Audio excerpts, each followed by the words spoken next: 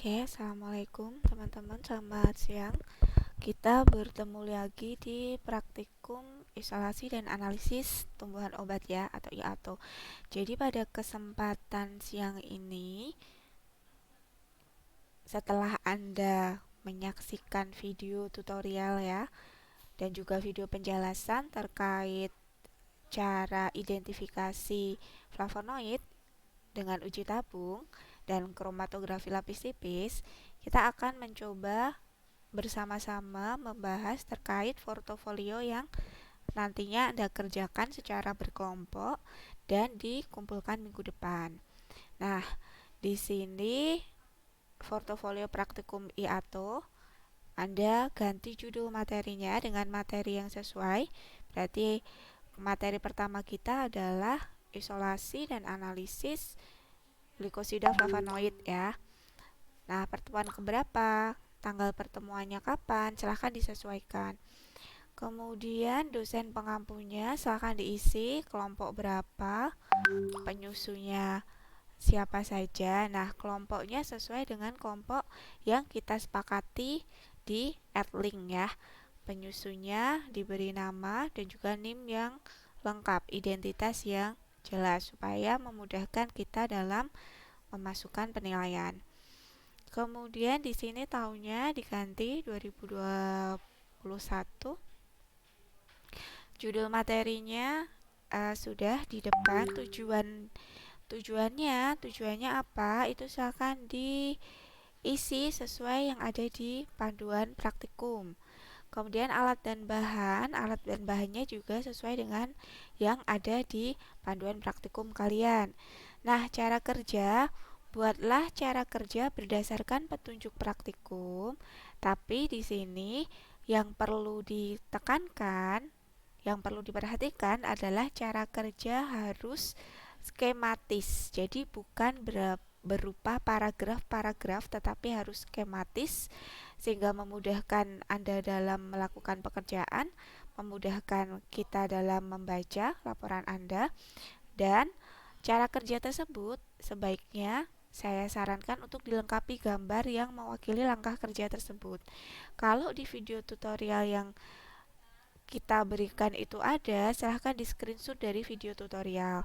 Tapi kalau tidak ada, bisa diambil dari foto yang ada di Google itu kan. Kemudian, nah kita akan berfokus pada pengolahan data.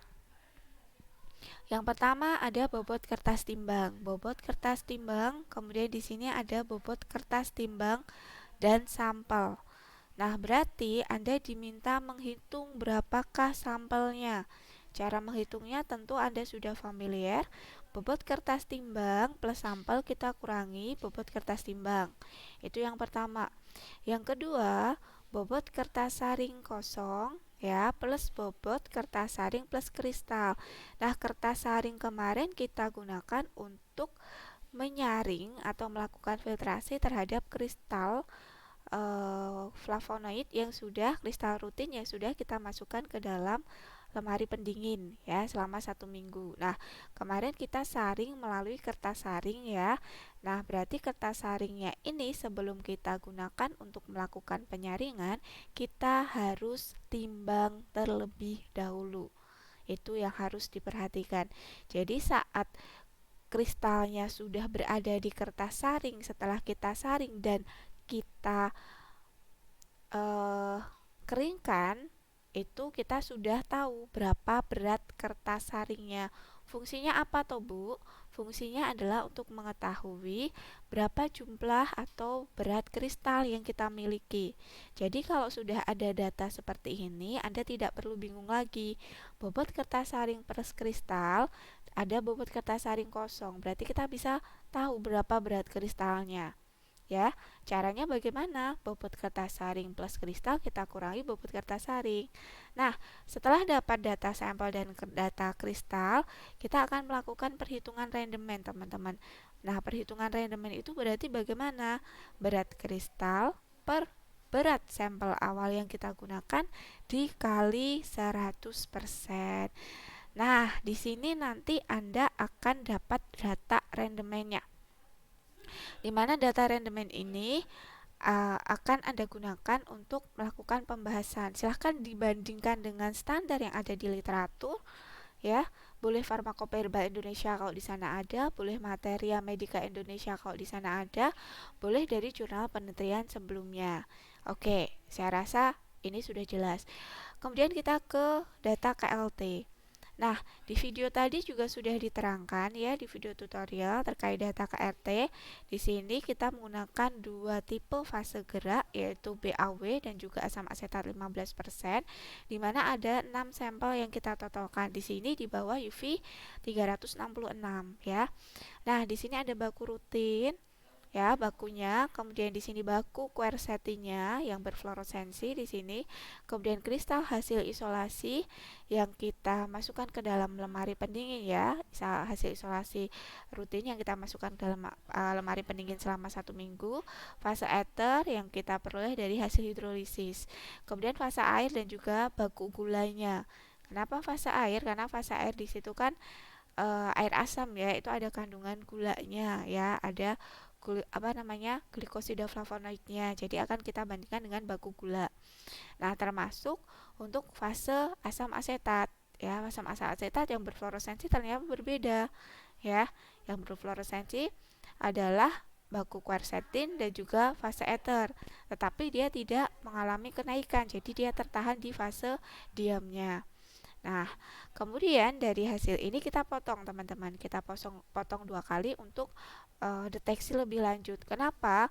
Karena untuk penyemprotan flavonoid dengan gula ya, gula dan non gula itu berbeda gitu ya untuk reaksi semprotnya. Makanya kemarin kita hidrolisis dulu untuk memisahkan glikon dan juga aglikonnya.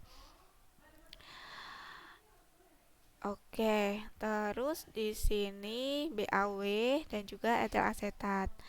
Nah, di sini lempeng dipotong jadi 2 ya. Ini ABCD tadi berarti baku rutin, quercetin, hasil isolasi, kristal hasil isolasi dan fase ether. Nah, ini totalan ini disemprot sitroborat. Jadi, untuk melihat quercetinnya ya, untuk melihat yang totalan ABCD ini kita dengan sitroborat ya, dan totalan EF itu kita dengan KMNO4 karena ada baku gulanya yang tidak bisa kita deteksi kalau kita semprot dengan sitroborat ya. Jadi ini kita potong jadi 2 lempengnya ya, lempengnya kita potong jadi 2. Nah, ini setelah semprot KMNO4 ya, yang tidak tadi awalnya dia meredam tidak berfluoresensi, sekarang dia berfluoresensi kalau dilihat di bawah UV 366. Nah, bagaimana dengan gulanya gitu ya, fase air asam dan juga baku gula atau glukosanya? Nah, setelah dilakukan semprot KMNO4, nah kita pakai BAW dulu lah, BAW dulu untuk fase geraknya ya. Fase geraknya BAW, fase diamnya sama. Nah, di sini dia tidak ada kenaikan. Oke, kita pakai fase asam asetat. Nah, kita pakai fase asam asetat, fase airnya dia akan naik, fase baku gulanya dia akan naik juga. Nah, ini kenapa harus dilakukan pemisahan dengan hidrolisis ya, supaya kita bisa melakukan deteksi isolasi ya, kita mengisolasi dan bisa menganalisis kita berhasil nggak sih dapat datanya seperti apa. Nah, ini seperti ini. Nah, silahkan nanti dibahas dari KLT ini, karena di sini tidak saya beri penggaris ya. Silahkan dibahas saja untuk uh, kira-kira apakah dia positif ada rutinnya, apakah dia berhasil mendapatkan quercetinnya dan lain sebagainya. Kemudian membahas cara kerja, jadi dari step by step dari cara kerjanya itu fungsinya apa, itu silakan dibahas. Nah, di sini ya saya tambahkan, silakan membahas tuntas tentang cara kerja dan hasil. Jadi bukan menuliskan kembali cara kerja, tetapi dari step by step cara kerja itu pasti ada tujuannya. Nah, tujuan dari cara kerja itu untuk apa? Oh, kenapa kemarin dihidrolisis? Oh, kenapa semprotnya yang satu sitroborat? Oh, yang satu KMNO4? Oh, kenapa kemarin di ECC dan lain sebagainya? Itu silahkan dibahas secara detail. Kemudian datanya Anda dapat data randomnya dibandingkan dengan standar.